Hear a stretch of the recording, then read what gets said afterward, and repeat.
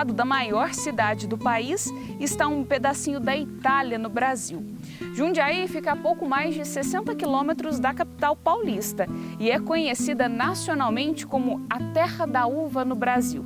Por isso, no Arquivo A de hoje eu te convido a viajar conosco pelas parreiras, pelos sabores e pela cultura.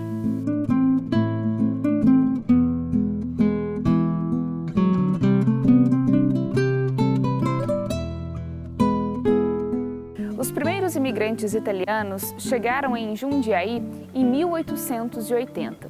Essa foi a fase da abolição da escravatura. Por isso, o Brasil vivia um período de transformação na mão de obra. A ferrovia foi essencial para trazer tecnologia e também os imigrantes que contribuíram para que essa mão de obra abastecesse o Brasil. Essa daqui foi a primeira locomotiva utilizada na estrada de ferro que ligava o Porto de Santos até a cidade de Jundiaí.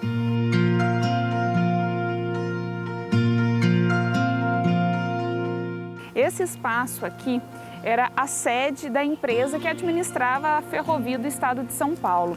E o Marcelo que vai contar para a gente sobre a ligação da estrada de ferro, a chegada dos primeiros italianos e todo esse contexto da uva hoje aqui em Jundiaí. Como que começou essa história? A ferrovia tem um papel importantíssimo quando a gente está falando do imigrante italiano na cidade. Foi através dela que ele chega, do Porto de Santos, ele vem de trem até a cidade de São Paulo e da cidade de São Paulo ele chega de trem para a cidade de Jundiaí. Então começa aí a primeira relação da ferrovia com o imigrante italiano. E o imigrante italiano que é fundamental quando a gente fala da uva na cidade. A ferrovia ela chega na cidade para levar o café embora do interior do estado de São Paulo para o mundo. Com a decadência do café vem a necessidade de outros tipos de plantios. Vale lembrar que na década de 30 teve a queda da bolsa, quebrou a bolsa, os produtores de café tiveram um prejuízo gigantesco e aí tiveram que se reinventar também. Exato. E aqui na cidade nós tínhamos uma característica porque nós tínhamos um grande número de imigrantes italianos que tinham chegado aqui, inclusive muitos deles para trabalhar na lavoura de café. Os italianos trouxeram o domínio no cultivo da uva e a ferrovia foi uma importante ferramenta para levar a produção de Jundiaí para outras cidades do Brasil. Jundiaí tem um papel importante para levar esta uva que está sendo produzida aqui para o resto do Brasil. E aí, de novo, os trens, a ferrovia tem um papel fundamental. Sem contar que a gente está falando de uma época em que a mão de obra do imigrante italiano, aquele que não estava trabalhando na lavoura de uva, eles estavam trabalhando junto às empresas relacionadas à ferrovia. Então este espaço que a gente está visitando hoje, que foi a sede da Companhia Paulista de Estradas de Ferro, que tem mais de 150 anos de história, também abrigou muitos desses imigrantes italianos que trabalharam bravamente junto à rede ferroviária, à malha ferroviária no nosso estado. E olha que interessante, essa foi a primeira ferrovia do país. Quando a gente está falando de ferrovia, a gente está falando do primeiro trecho importantíssimo que é Santos-Jundiaí. O complexo da FEPASA tem uma área de 111 mil metros quadrados. Nesta área também ficava a oficina das locomotivas e da malha ferroviária. Com o passar dos anos, o complexo foi desativado e a Prefeitura de Jundiaí adquiriu a estrutura. Nesta sala aqui estão guardados os mais de 200 relógios que ficavam espalhados pela companhia em meados de 1880. E todo esse prédio foi construído com material que veio lá da Inglaterra. E é bem interessante porque se a gente pensar, os primeiros italianos chegaram em 1880, 70, por aí, e a partir disso eles também trazem um pouco da sua cultura, da sua culinária, da sua religiosidade. Então, essa estrada de ferro, essa ferrovia, ela traz todas essas histórias também. Daqueles imigrantes que saíram da Itália, vieram de barco, desembarcaram em Santos e de Santos até São Paulo, Jundiaí.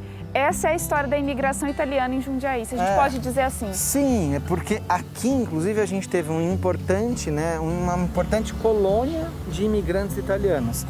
Assim como no Sul, a gente conhece mais as do Sul e acaba falando pouco, mas Jundiaí teve oficialmente uma colônia de imigrantes italianos que vieram para cá, que aqui se instalaram para trabalhar na indústria, para trazer novas tecnologias. A gente está falando de uma mão de obra que inclusive veio a Jundiaí, de alfaiate, de marceneiros, de pessoas que tinham tecnologias da época e que vieram oferecer essa mão de obra especializada aqui em Jundiaí. A cidade de Jundiaí guarda lugares importantes da história, como o Cine Teatro, o Museu Histórico, que foi a casa do Barão de Jundiaí, e a Catedral Nossa Senhora do Desterro.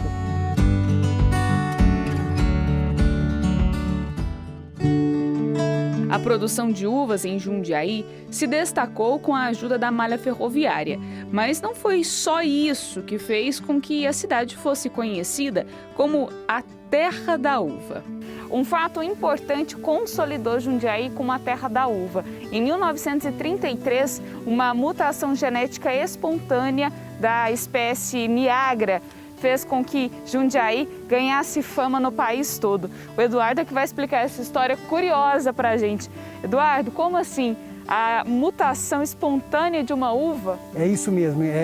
Nós estamos no berço da Niagara Rosada no país, aqui no bairro do Traviú. Isso aconteceu aqui em 1933, né, na propriedade do Carbonari, né, do Antônio Carbonari. No manejo da uva que era branca, eles viram um cacho de uva rosada, marcaram e começaram a reproduzir. Então ela nasce aqui na cidade de Jundiaí e através da ferrovia, do marketing, ela se espalha para todo o Brasil, que é a uva que a gente consome no Natal, né? A Niagara Rosada, tão famosa. Até a década de 80, só Jundiaí produzia essa uva. Até então só existia a branca, a partir daí tem a rosada. Exato, por uma mutação espontânea, né, da variedade branca, surge um cacho rosada que é multiplicado aqui pelo Carbonari e aí faz com que a região de Jundiaí, né, se torne o berço da Niagara Rosada no país. Tanto é que hoje, apesar dessa uva ser produzida já em outras regiões, a uva produzida em Jundiaí ela tem um diferencial de perfume, de doçura, e a gente está na eminência já do selo da indicação de procedência junto ao NPI, que vai sair agora da uva Niagara Rosada da região de Jundiaí.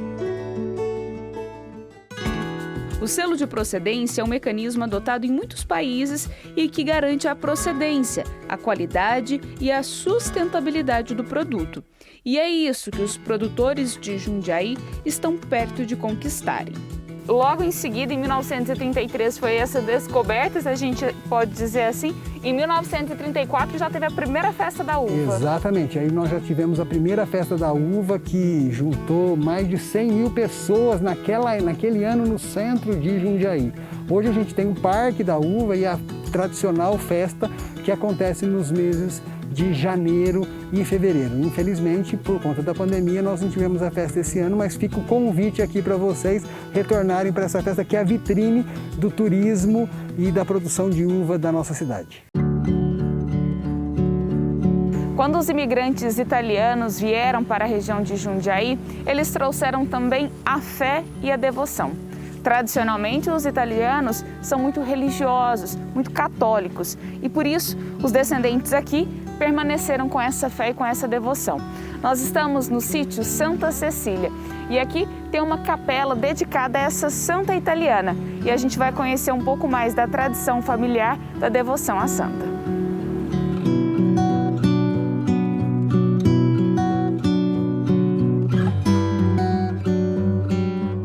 A família da Patrícia e do esposo dela são descendentes de italianos e essa história toda começou com eles, não é mesmo? Sim. Essa capela tem tudo a ver com sua sogra, seu sogro. Isso. A minha sogra, desde quando o meu sogro comprou, né, essa propriedade, ela queria que construísse uma capelinha. E aí, né, os homens são assim, vamos adiando, que sempre tinha outras coisas para fazer, né? Na verdade, quando eles compraram também o sítio estava um pouco abandonado, né? Então tinha muito a se fazer. E aí eu até entendo por que ele adiou um pouquinho, né? Passaram alguns anos, né? Depois ele faleceu e aí o meu marido, né, resolveu então construir a capelinha, né, para minha sogra, para que ela ficasse um pouquinho mais animada, né? E aí ele e um funcionário construíram a capelinha. E para a capela ficar completa, precisava da imagem da padroeira. E olha, não foi nada fácil conseguir. Aí começamos a busca pela imagem da Santa Cecília, né? Que não é uma santa tão comum aqui, né? Isso. Ela é protetora dos músicos, né?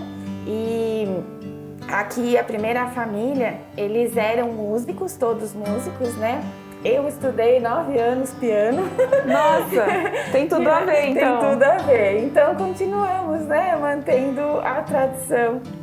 E aí conseguimos a imagem de Santa Cecília, colocamos, né, no altar central. Temos a imagem Nossa Senhora Desatadora dos Nós, que é de devoção da minha filha. E a Nossa Senhora das Graças, eu costumava fazer oração com a minha avó.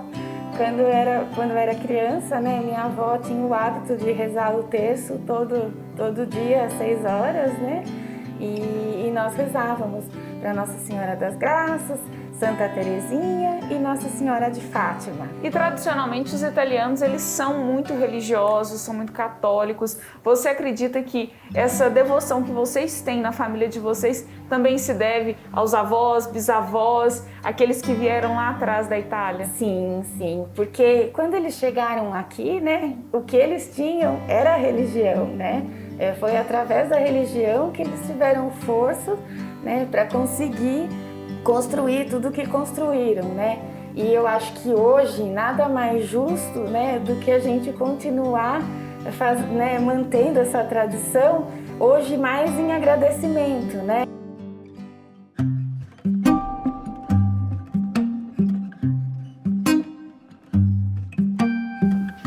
Patrícia, você estava falando pra gente que aqui vocês têm 8 rótulos já diferenciados de vinhos. Sim, hoje nós temos 8 rótulos, né?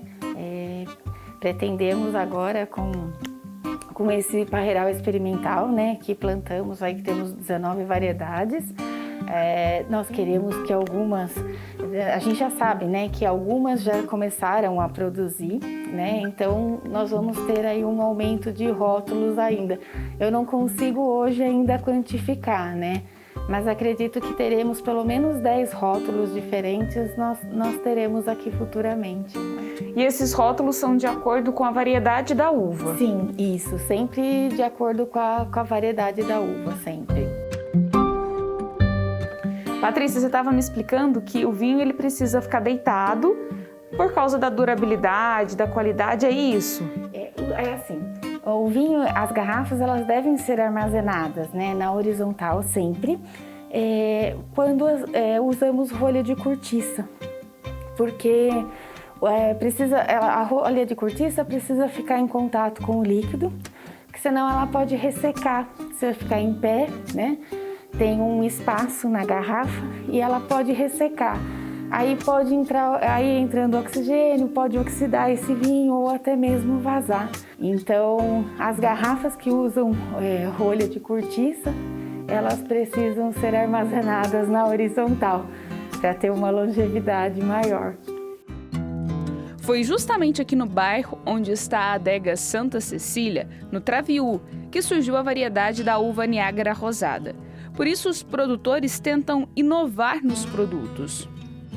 E aqui tem a variedade que lá atrás, em 1933, deu origem a Jundiaí, o título de terra da uva, que é a Niágara Rosada. Isso. Me fala sobre essa variedade que vocês têm aqui e o que é produzido com essa variedade. Com a Niágara Rosada, nós produzimos o espumante, né? Um pouco de vinho tranquilo também, né? Aí hoje nós produzimos só o vinho tranquilo, o vinho rosado, tá? O vinho rosé. E o espumante, nós temos o espumante da Niágara Branca e temos o espumante da Niágara Rosada. E ainda com a Niágara Rosada, nós fazemos um vinho fortificado que se chama Jerupiga. É um vinho, é um processo, né, um estilo diferente de vinho, que no início da fermentação nós adicionamos aguardente vínica. E aí ele corta a fermentação, né? Corta o processo de fermentação e fica um licor. Ele fica como se fosse um licor.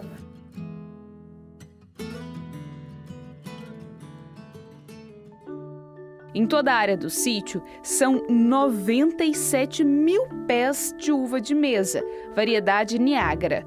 Além disso, 5 mil pés de uvas de vinho.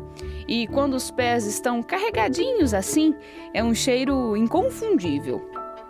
O Márcio é o esposo da Patrícia e a gente está bem no período de colheita da uva, no período de safra. E esse período de produção, como que é para vocês? Não para, né? Até as próximas semanas aí é o tempo todo colhendo, embalando. Não para, tá? Assim, o momento mais forte da produção nossa começa em começo de dezembro e vai até final de janeiro, tá? Esse período é assim, um período muito corrido, tá? Com muitos pedidos, então nós temos que assim, tirar o máximo que dá para a gente vender esse produto. Tá? Normalmente vocês conseguem colher quantas toneladas? Como funciona? Então, aqui no sítio nós calculamos por caixas, tá? Então cada caixa são de 5 quilos, tá? E dá uma média aí de 32 a 35 mil caixas por ano. E boa parte destas caixas de uva vão para Goiás, na região metropolitana de Goiânia. Desde dezembro até o fim de janeiro, as uvas daqui abastecem os diferentes mercados de lá. Para embalar, a chuva atrapalha? A gente está no período do verão, onde chove bastante. Então, atrapalha um pouco, tá? Nós temos que colher essa uva e se colher molhada tem que esperar secar para poder colocar ela na caixa, tá? Senão ela pode apodrecer e perde. Senão vai estragar a embalagem, vai estragar a uva, né? Então a gente tem que esperar secar.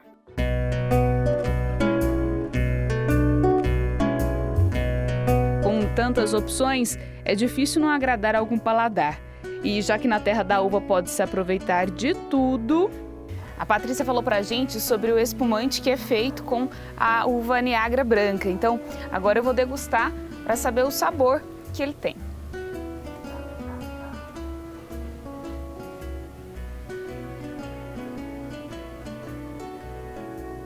A gente sente o gosto da uva bem forte assim.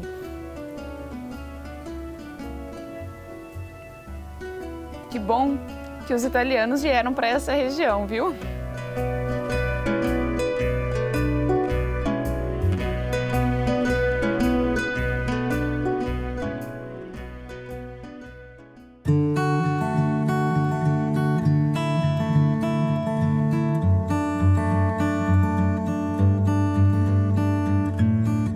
Atualmente, a cidade de Jundiaí tem mais de 130 produtores da uva Niágara rosada.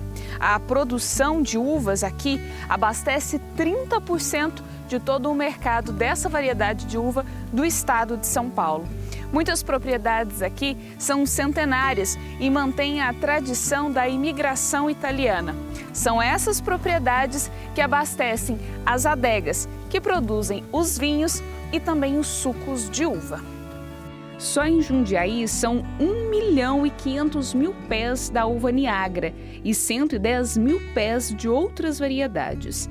A produção anual de uvas aqui chega a 4.600 toneladas. Na propriedade do Mazieiro são 60 mil pés de uvas que produzem 150 toneladas todos os anos.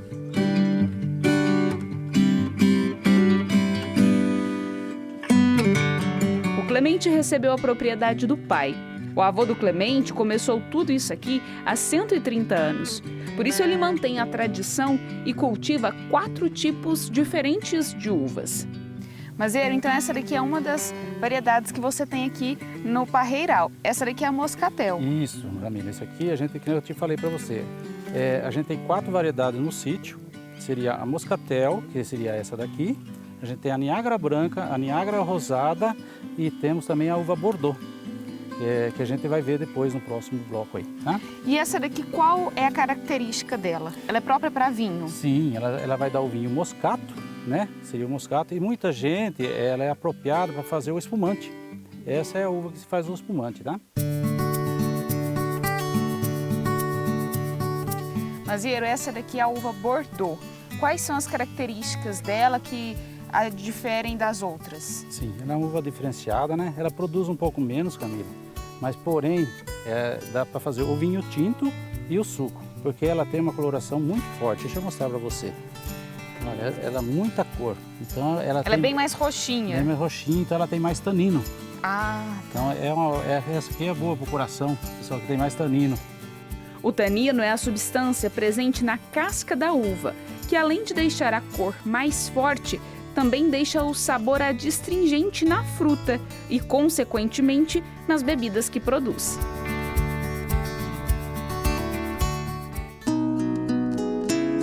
Mas se tem algo que o Mazziero é especialista, é na produção de vinhos que são utilizados nas celebrações das missas. E é com essa uva aqui, a Niágara Rosada. Com essa uva que é feito o vinho utilizado na missa. Sim, esse aqui é o vinho que a gente faz, que foi utilizado na missa do vinho do Papa.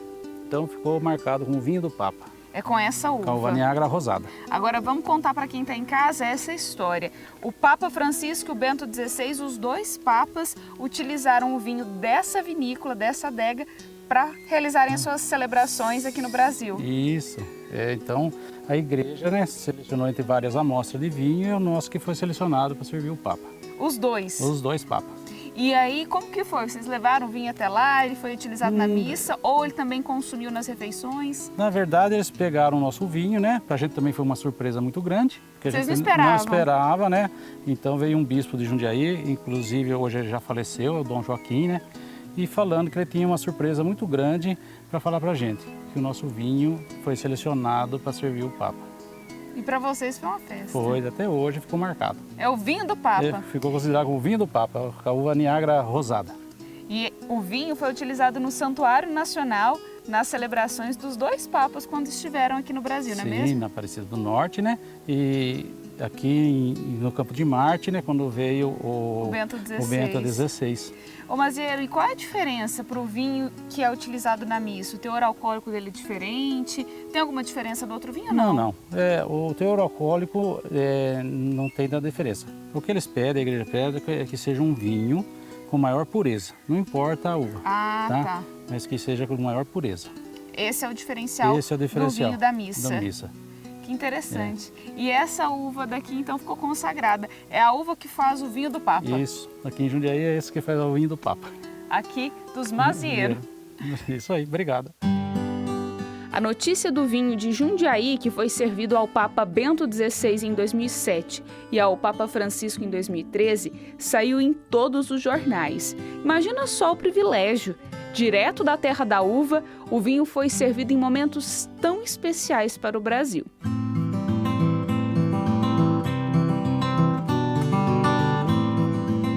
Depois que as uvas são colhidas, elas passam por essa máquina, que é a desengaçadeira. A máquina consegue separar os cabinhos dos frutos em segundos. Ela moe até 6.000 quilos por hora. Depois disso, o líquido vai para a fermentação.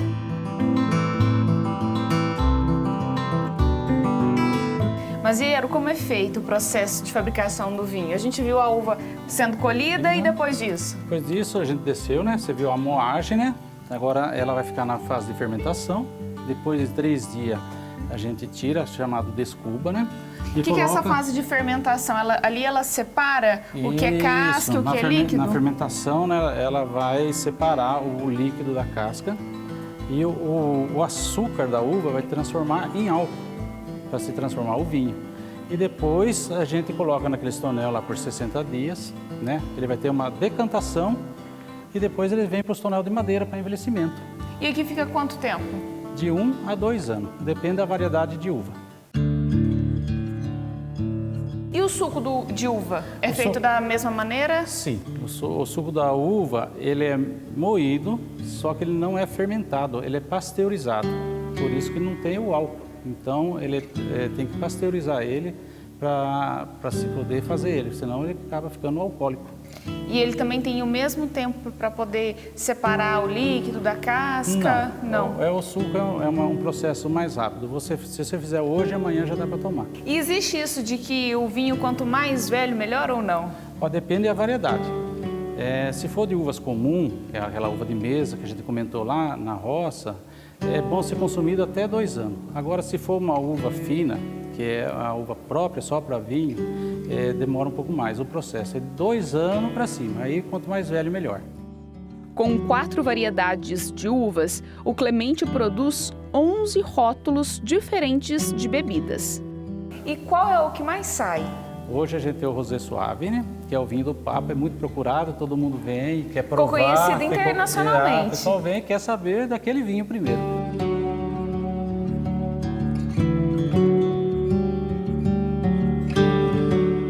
O diferencial aqui em Jundiaí é justamente a uva Niágara. Foi ela que deu essa diversidade nas bebidas que passaram a ser produzidas aqui. A Ariana é enóloga, ela que vai explicar para a gente essa diversidade. O mesmo tipo de fruto, a mesma variedade de uva pode fazer com que várias bebidas tenham sabores diferentes, é isso? Atualmente, a gente percebe, inclusive, uma diferença sensorial mesmo, uma diferença no sabor e no aroma dessa uva quando você compara com outras uvas, com o Niágara, também uva Niágara, mas de outras regiões do país. Então a gente percebe que a uva cultivada aqui em Jundiaí, ela tem esse diferencial nos aromas e nos sabores, né?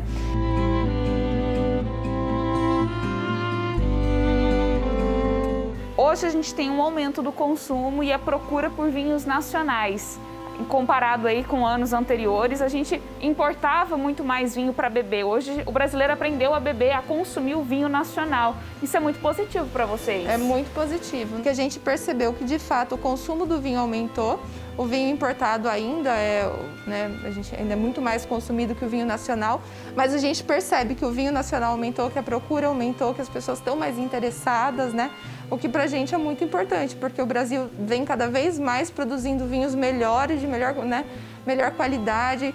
As regiões estão buscando produtos regionais, produtos específicos, né? O que também é muito importante para o setor, né, vitivinícola brasileiro. E essa procura cresceu mesmo. Para atender toda a demanda de turistas que chegam até a terra da uva, foram criadas diferentes rotas em Jundiaí. Em Jundiaí, as rotas diversas promovem com que o turista possa chegar em diferentes estabelecimentos, propriedades, buscando aí diversos produtos. Eduardo, como que vocês criaram essas alternativas para os turistas que chegam até aqui? Então, isso é um trabalho da nossa diretoria, da Diretoria de Turismo, que fica dentro do agronegócio. Nós temos 6 rotas consolidadas turísticas no município, 5 delas rurais.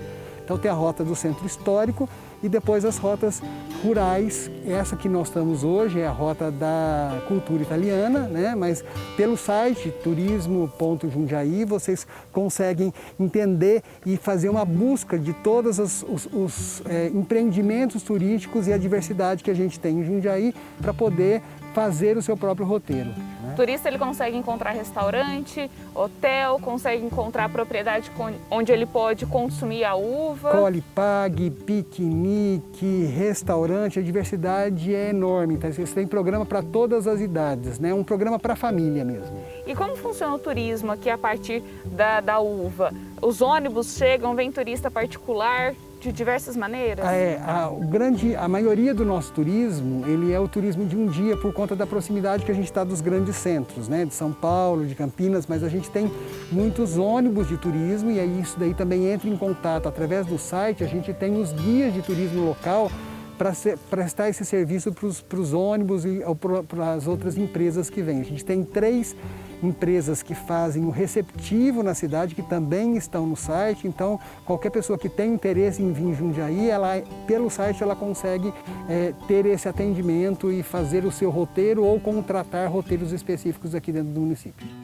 Em todas as rotas são mais de 20 adegas diferentes, com vinhos produzidos há mais de 100 anos. Desde a produção artesanal até a produção industrial, o enoturista que vem até a região pode mergulhar nos diversos sabores proporcionados pelas uvas. Mas depois de conhecer todas as rotas, aquele apaixonado por vinhos pode dar uma esticadinha até a cidade vizinha, Louveira. É aqui um outro polo da vitivinicultura no estado de São Paulo. Aqui na adega do Luiz, com o objetivo de manter os parreirais com 2 safras por ano, ele adotou a poda invertida. Não é comum, mas é uma alternativa que muitos produtores têm encontrado. Grande parte das variedades de uvas tem a poda tradicional feita no meio do ano, entre julho e agosto, e quando chega em janeiro é a época da colheita. Mas muitas uvas que produzem os vinhos finos não é essa poda, né? Eu queria que você me explicasse, Luiz, como que elas funcionam, a diferença da poda do meio para a poda tradicional. A poda tradicional, ela é feita sempre em julho, tá? E agosto, como foi feita nessas videiras aqui. Foi feita as podas, tá? E aí ela brotou, só que a gente tiramos todos os cachos. Então, essa foi uma poda normal. Agora a gente vai fazer a poda de inverno, a poda de verão, que a turma fala, a poda do meio. O que seria? Podar ela novamente para a gente conseguir colher esse fruto em julho, agosto. Isso são as variedades de uvas finas, tá? Esse aqui é a Syrah, que a gente vai colher ela em julho, que é uma época que não chove, tá? Tem aquele sol forte. E essa mudança é muito importante para as uvas viníferas. De dia aquele sol forte, à noite fria. Você não tem chuva, tá? Então aí eu vou ter uma concentração muito mais de açúcar, que é o Brix, que é a doçura dela. E quando a gente olha esses pés de uva, essas parreiras, qual é a interferência da poda? Quantas podas pode ter um pé ou não? O tempo de vida de um pé de uva? Se eu falar para você, ela é 20 anos, 30 anos, eu não sei dizer ainda. É um estudo que estamos sendo feito, tá? Qual a durabilidade que ela aguenta fazendo essas 2 podas por ano, tá? Então isso é tudo um estudo que a gente está se fazendo.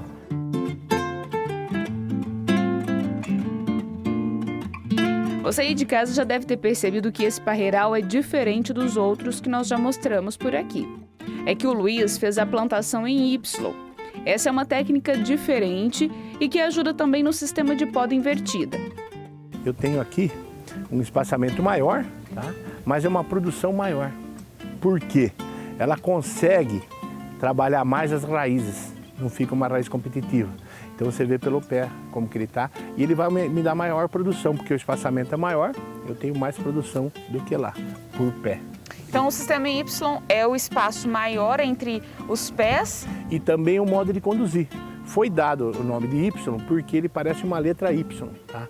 E ela me favorece muito nesse sistema para mim fazer uma proteção. Ou um plástico para proteger da chuva também, e também dos pássaros, tá? E também colocar uma tela. Assim como tantos outros lugares da região, o foco é atrair os apaixonados por uvas e vinhos, cada um com o seu diferencial. E aqui a gente percebe que o espaço ele é muito apropriado para que o turista venha, além de degustar os vinhos, os sucos, também é um espaço para que o turista possa conhecer de fato as parreiras, passar o dia aqui. Queria que você me falasse desse espaço que vocês montaram para receber os turistas do Brasil todo. Porque eu penso assim, na realidade, todo mundo tem um pezinho lá na roça. O seu avô, seu bisavô, alguém veio da roça. Alguém visitou, teve na casa do bisavô, na roça. Então o foco foi que as pessoas venham para cá e se relembra aquela época que ia no sítio do avô, do pai e assim por diante, para ele resgatar um pouco a imagem. Então nós focamos mais nisso, nessa propriedade, que as pessoas possam andar, possam conviver com a gente aqui e apreciar o que a gente tem aqui de bom.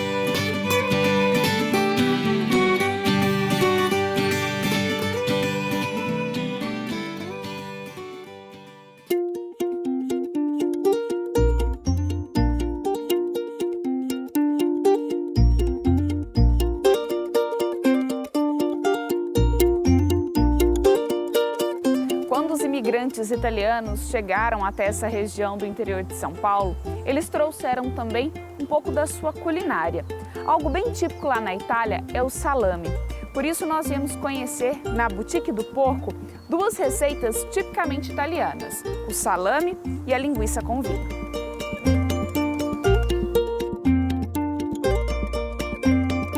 A responsável pela Boutique do Porco é a Marcela Pavan E tudo começou com a família dela. O pai é descendente de espanhol e italiano, e aí vocês foram pensando em receitas que pudessem ir ao encontro dessa cultura. Me conta, como que é ter uma boutique do porco? Que tipo de produto tem aqui? Então, essa paixão pelo porco já vem dessa tradição, né, italiana e espanhola. Então, a preferência dele foi para se especializar em produtos só de carne de porco. Né? Aprendeu com os avós e os bisavós que faziam para consumo em casa, aquela linguiça que pendurava no fogão a lenha, né? E a receita deles, basicamente todas elas iam o vinho, né? Que é o que dá um aroma muito gostoso para os pratos. Então tudo isso ele aprendeu com os avós e foi passando para a gente. No início, os porcos eram criados aqui no sítio mesmo, mas depois, por causa das legislações sanitárias, a família Pavan passou a comprar as carnes prontas. São mais de 30 produtos que você estava me contando que vocês têm disponível aqui na boutique. São, além das linguiças e os salames, a gente ainda faz a parte de defumados, a gente vende os cortes frescos, vende eles temperados, vende já assados, inclusive. Então tem uma linha bem grande aí de produtos, todos eles focados no porco. E o vinho é que dá esse sabor diferenciado nos embutidos, no salame, na linguiça? Sim, o vinho sempre esteve presente em todas as massas de linguiça que a gente faz, porque ele dá um aroma muito gostoso e influencia no sabor também. O vinho é adicionado na massa. Depois que o salame é preparado, é hora de ir para a fermentação e secagem.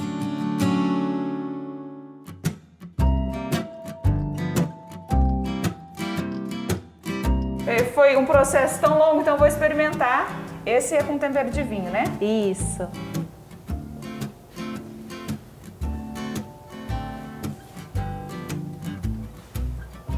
O sabor fica bem... Percebe o vinho, né? O vinho bem lá no fundo, né? Muito bom. O sítio é da família do seu Toninho, pai da Marcela, há 86 anos. Mas a boutique começou mesmo em 1987. Foi a tradição familiar que impulsionou o negócio. E aí sempre teve criação de porco, então a gente matava aquele porquinho, fazia linguicinha caseira, derretia banha, punha nas latas, carne frita, porque não tinha geladeira. E aí a minha vida foi sempre assim. Para o senhor, qual é o mais gostoso? Uma costelinha. Quem não gosta de uma costelinha, né? É bom, né?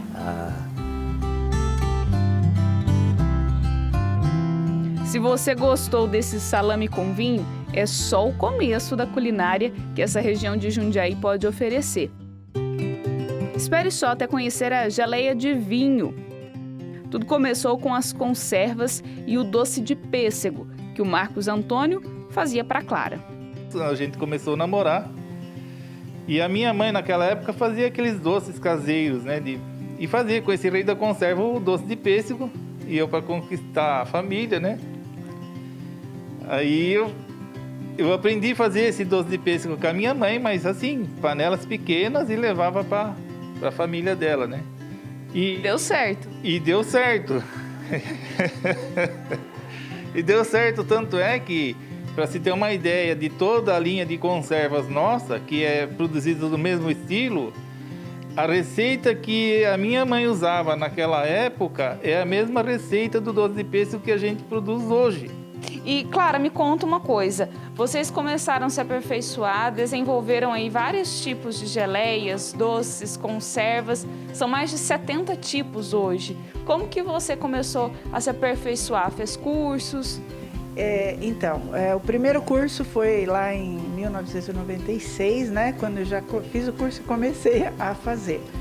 E aí eu comecei com 5 tipos só de conservas diferentes. Então tinha o picles, a compota de abacaxi, geleia de morango, o pêssego e o chutney de berinjela.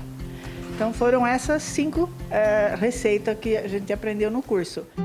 O tempo foi passando e o negócio foi modernizando e se profissionalizando.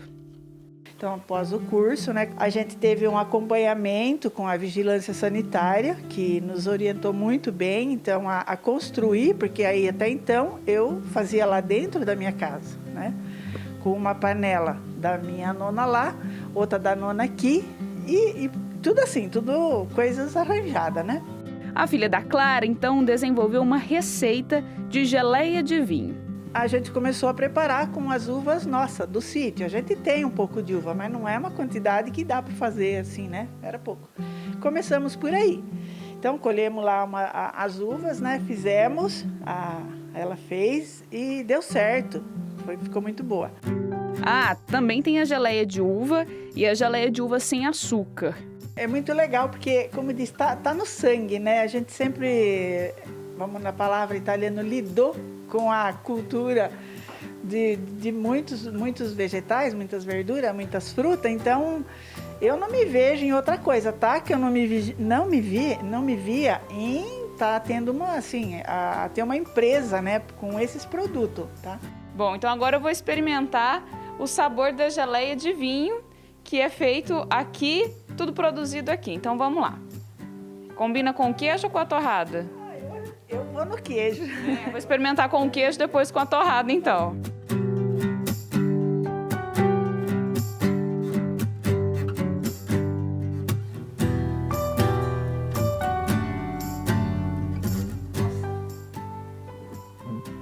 É uma delícia, hein?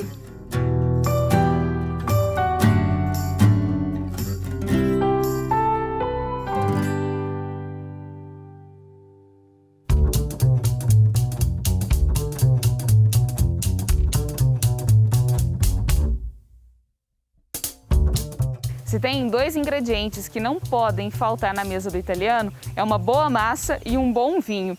E aqui em Jundiaí, uma família conseguiu desenvolver uma receita onde o vinho vai na massa. Então é um macarrão que já tem o vinho. E a gente vai conhecer como surgiu essa receita nessa família. Vamos lá.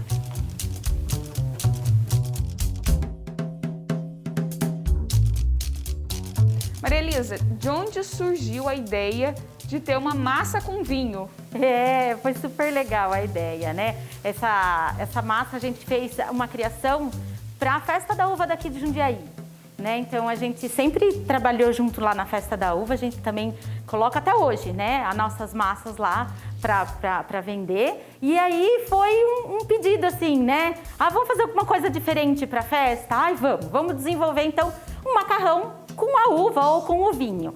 E aí a gente foi desenvolvendo, foi fazendo a massa, foi fazendo várias receitas e até chegar no ponto que a gente chegou agora. Então essa massa, ela só tem trigo e vinho. Só isso? Só isso, trigo e vinho. E assim, descendente de italiano sabe fazer massa como ninguém. A gente é muito especialista nisso. E aí vocês colocaram vinho no trigo. No trigo. Daí ela é só feita assim, então é uma massinha bem especial assim, ela tem que ser bem sovadinha, né? Bem feitinha, bem esticadinha assim, ela fica linda. Ela parece até um tecido assim, depois que a gente acaba de esticar, é uma massa e cheirosa, né? Assim, a gente tá fazendo a massa e, nossa, vem aquele cheirinho de vinho delicioso. A produção aqui na Tressorelli é de 150 pacotes por mês, o que equivale a 80 quilos de massa por semana. Todo o processo é manual, que é para manter o caráter artesanal da produção. Além do macarrão de vinho, também são produzidas outras 10 variedades da massa. Mas o queridinho ainda é esse com o toque italiano.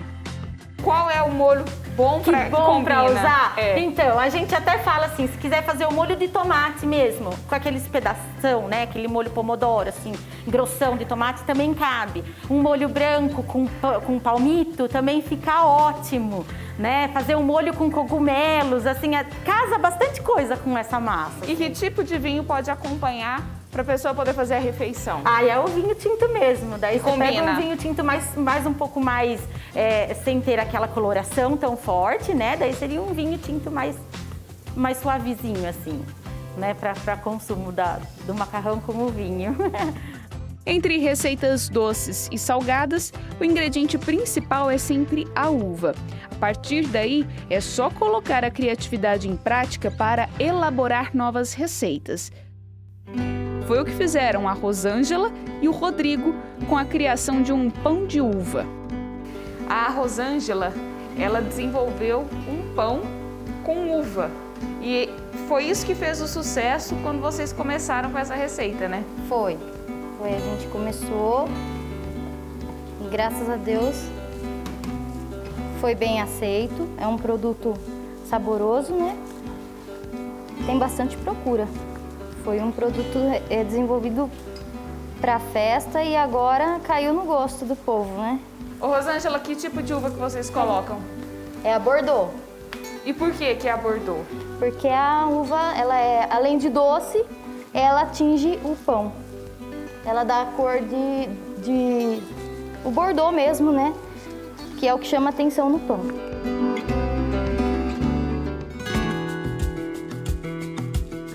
E tem alguma outra receita que vocês também elaboraram a partir da uva? Ou é só o pão mesmo? Não, é só o pão. Aí pra decorar, né, o pão, a gente usa a farofa doce. E como que é essa farofa doce? Essa farofa doce, ela é o trigo, né, o açúcar, suco de limão e raspa. Aí a gente mistura, vai um pouco de manteiga também. Na hora de assar, a gente decora o pão, que é o que dá a crocância, né, no pão.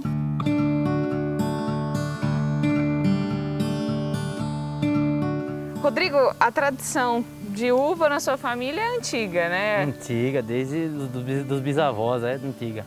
E aí vocês vão cultivando também as receitas, a descoberta de novas receitas com a uva. Com certeza, a gente vai produzindo conforme tem a fruta, vai desenvolvendo alguma coisa para agregar valores na propriedade, né?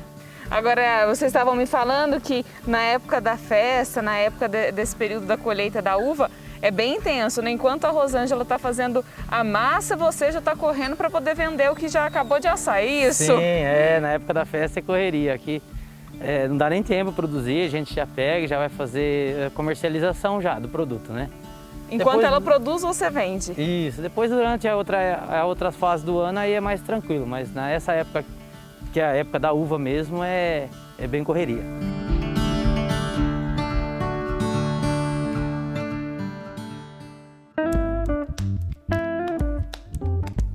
Quando a gente fala de rota turística aqui em Jundiaí, o restaurante Spiandorello é o mais antigo restaurante e que atrai muitos turistas até hoje, são mais de 60 anos.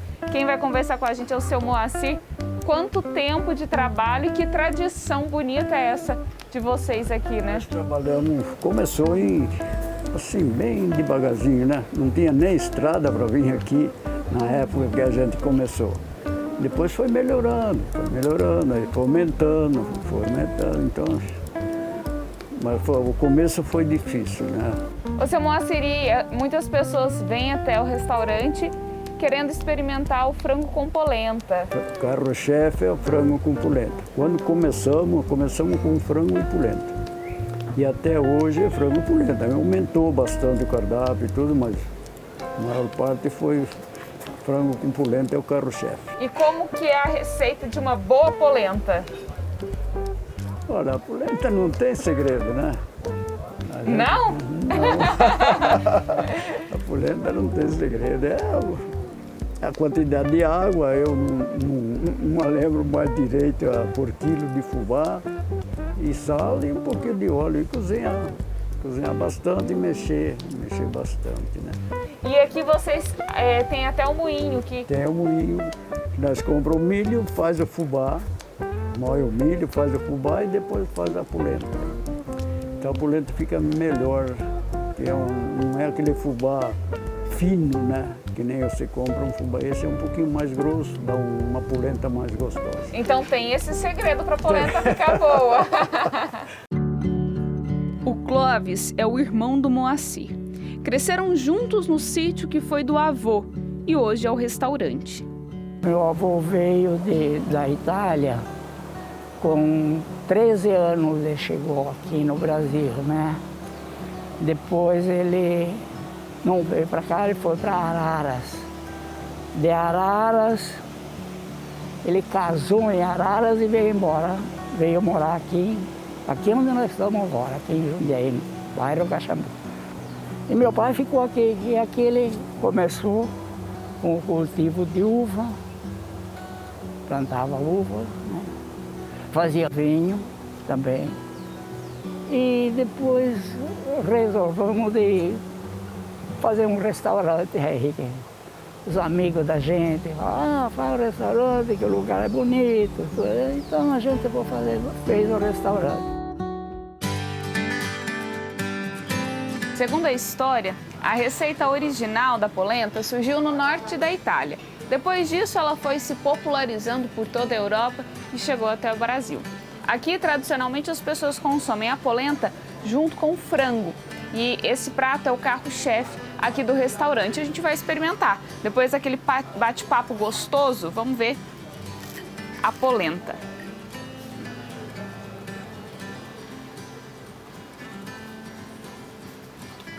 Deliciosa.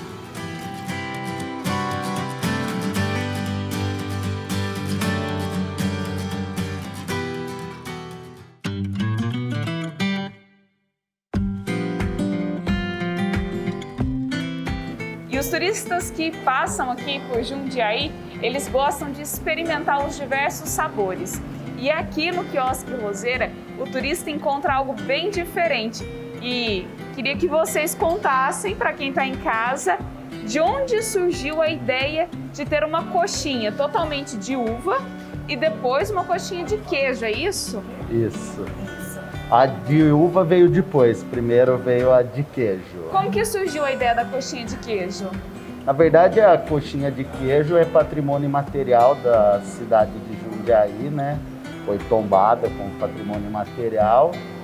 E em 2018, a Prefeitura de Jundiaí realizou um concurso onde teve diversos inscritos e o Quiosque Roseira ganhou como a melhor coxinha de queijo de Jundiaí em 2018. O tempo passou e começou então uma barraquinha. Depois um quiosque que passou a fazer suco de frutas e pastel. Mas o sucesso da coxinha de uva só veio depois. Aí o pessoal, para ver o que a gente iria levar para a festa da uva, planejamento da festa da uva, né?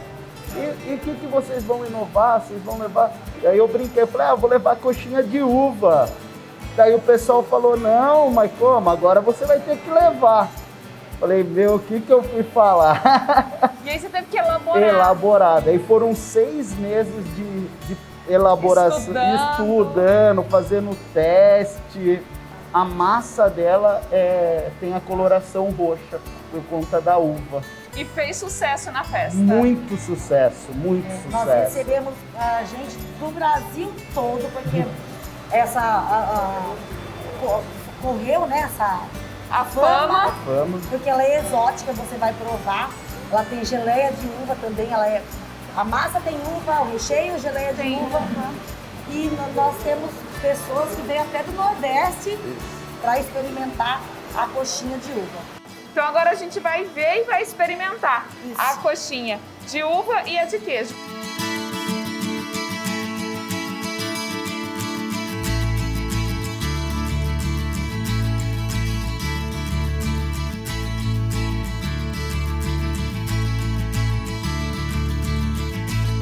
É difícil saber qual é mais gostosa, viu?